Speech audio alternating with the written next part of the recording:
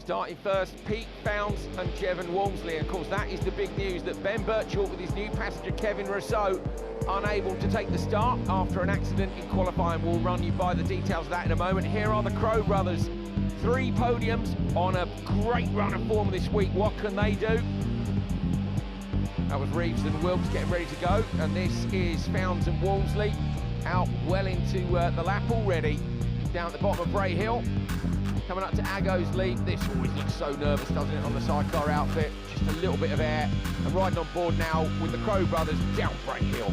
Have a listen to that engine scream. Now in the background there, you can see already Ryan and Callum Crow closing down on Pete Bounds and Jevon Walmsley. I say closing down, they leave a 10-second intervals like they do in the solo, and you can see that's not 10 now, probably half a gap down to 5 already. Yeah, that'll be spurring the Crow brothers on. That's incredible. I did not expect them to make that much time off on Pete Bounds and Jevon Walmsley. Yeah, fantastic performance. They're hunting for that win, aren't they? 3 podiums. They know as well, obviously, with Ben Birchall and Kevin Rousseau missing, that it's a great opportunity for them as Reeves and Wilkes come through. Yeah, another pairing that are no strangers to the podium. Class act. So on board now with Dave Molyneux. Oh, he pulled off the side of the road. Yep, only made it to Ballacone traffic light. We should talk a bit, Cam, about the fact Birchall's not here, and that's why the Crows, of course, are so keen to really get a lick on and put their mark on this race.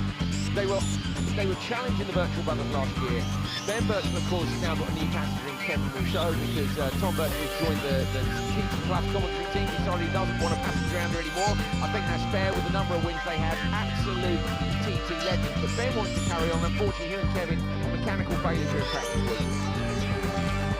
It's fast enough. Now then, Bounds and Walmsley. The Crows close the gap, and you wonder, I would say by now that Bounds and Walmsley will know that they have the Crows closing down on their tail. If you look at the leaderboard, you can see 9.4 seconds is the gap, so they're just 0.6 back. They started 10 seconds back, and the leaderboard, of course, shows you their time out of course. So they are leading, even though they're not first on the road. They've closed that 10-second gap down. Look at this. Callum Crow, like an acrobat, twisting, flying his body in. They're fast. Their outfit has been very fast with the speed trap all week. With that slipstream, they've blasted on past on their planetary advantage. The limiter, yeah. Yep. Bounds and Walmsley look are still right there. They're looking to come back. Now it's their turn to get the slipstream coming down this straight. Look at that. You see the inside wheel lift off from the sidecar outfit. They're tucked right in. We saw in the solo race people passing back even though they're 10 seconds ahead, and I think we might see the same here again. Oh, they're coming in. This is the Schoolhouse Corner on the way into Parliament Square. We're just about to complete Sector 3. Is he going to have a look up the inside here? Oh, they're late on the brakes, really late, and they do. So Bounds and Walmsley back up the inside. They run wide though, and in the background, the Crows get the grip back on the inside, better traction on the exit, and blast back into the lead. This is unbelievable. Reminding me of what we saw in that super sport race between Jamie Coward and Dean Harrison. Yeah. Generally, when a competitor makes up 10 seconds of passes, whoever's been passed will be happy to sit behind, but not so in the case here. Absolutely fantastic. Lifting wheels again through the left-hander, right into Ramsey, tucked in, look, foot up in the air, hanging off the inside through Stella Maris. The Crows are almost on a defensive line up into the hairpin there. Now they come out wide and take the right line. Behind Bounds and Walmsley. She's only over halfway through our first lap, and already we have a race on our hands. This is really a 2-outfit race at the front, and say with 10 seconds you think the Crows have got this nicely under control. With 3 laps to go, Cam, and these machines can be a bit fragile as well. Oh, that is Holden and Place being passed by Blackstock and Rosny. Wow, as they find their way into Guthrie's here, making their way up onto the mountain mile. And we go back to the Crows now, and they're at Governor's Dip. So this has been a good first lap. It's great to see what pace they're on. Remember, we had a lap record last year in sidecar.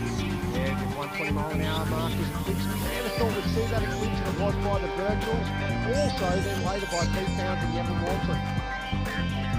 It's a brilliant start then for Ryan and Callum Crow as they come round to complete the first lap of the first sidecar encounter TT 2024. Tucked right in, back down Bray Hill.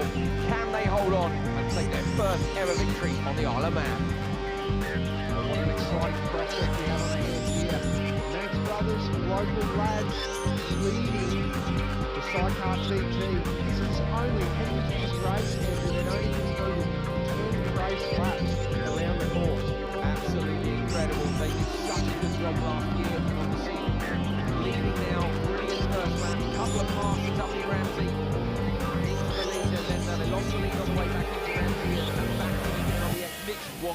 it. Fantastic between them.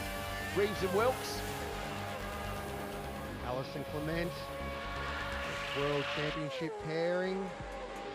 I think people would expect, wouldn't they, the World Sidecar Champions would come here and immediately be on the pavement. It's a great indicator, and they're doing well, but it is a great indicator of how specialist this event is. Yeah, absolutely, and I believe they're running a reasonably stock tune of engine.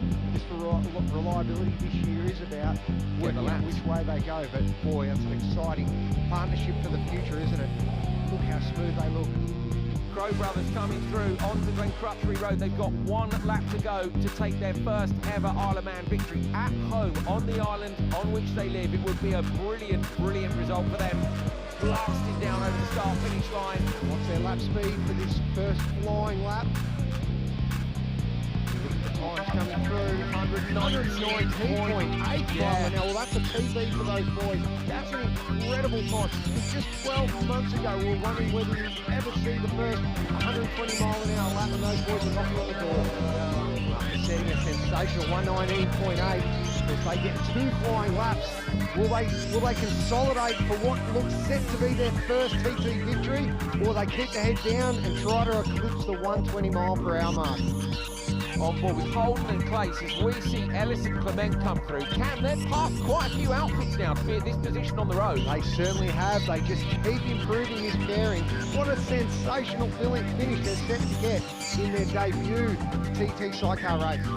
So here is the battle for P3. That is Lewis Blackstock and Patrick Rosney on the 9, and behind them Alan Founds and Reece Gibbons on the 10. So obviously they've closed the 10 seconds down. Between them, the gap is not a lot, and this is for the last podium space in this first sidecar encounter.